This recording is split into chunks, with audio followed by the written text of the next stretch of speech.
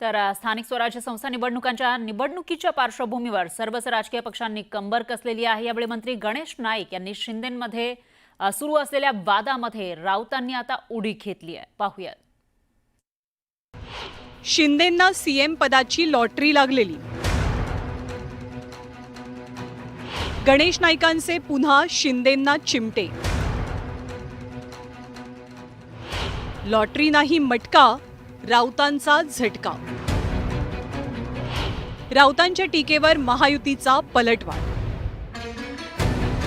महायुतीनं स्थानिक स्वराज्य संस्था निवडणुकांसाठी कंबर कसली आहे, पण त्याच वेळी महायुतीच्या काही नेत्यांमधला वाद शमत नाहीये।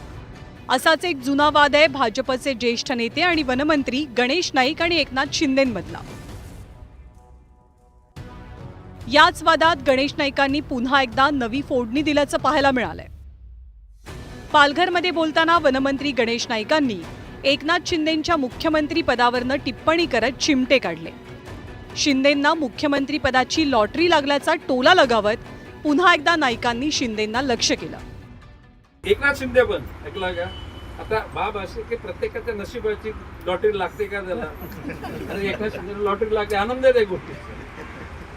पण माझं म्हणणं आहे की कमवलेलं टिकवता आलं पाहिजे। काय बोललो मी?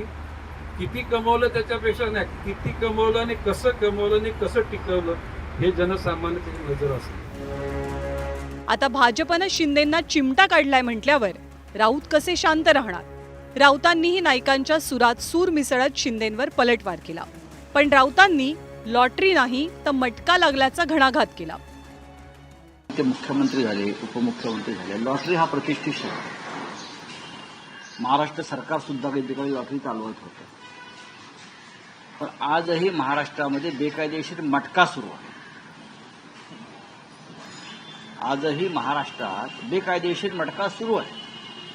फडणवीस जरी मुख्यमंत्री असले तरी आकडा लावला जातो, तेव्हा कदाचित गणेश नाईक हे सभ्य आणि संस्कारक्षम असल्यामुळे त्यांनी लॉटरी हा शब्द वापरला, पण त्यांच्या डोक्यात मटका असेल। भाजपच्या गणेश नाईकांनी केलेल्या टीकेचा विस्तार करत राऊतांनी शिंदेंना लक्ष्य केलं, पण शिंदेंची शिवसेना आणि भाजपला सुद्धा राऊतांची टीका चांगलीच जिव्हारी लागली। त्याचवेळी एकनाथ शिंदेंच्या शिवसेनेनं सुद्धा गणेश नाईकांवरती पलटवार केला। मटका आणि जुगार खेळण्याची सवय संजय राऊत यांना आहे।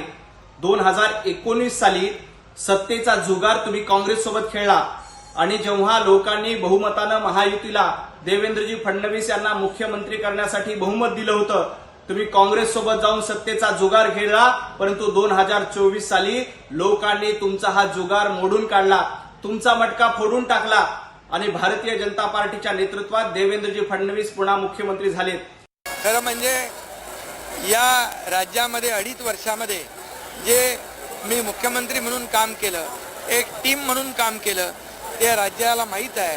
आणि त्याचमुळे या राज्यामध्ये महायुती सरकार लँडस्लाइड विक्ट्री आली आणि आम्ही हंडी फोडली।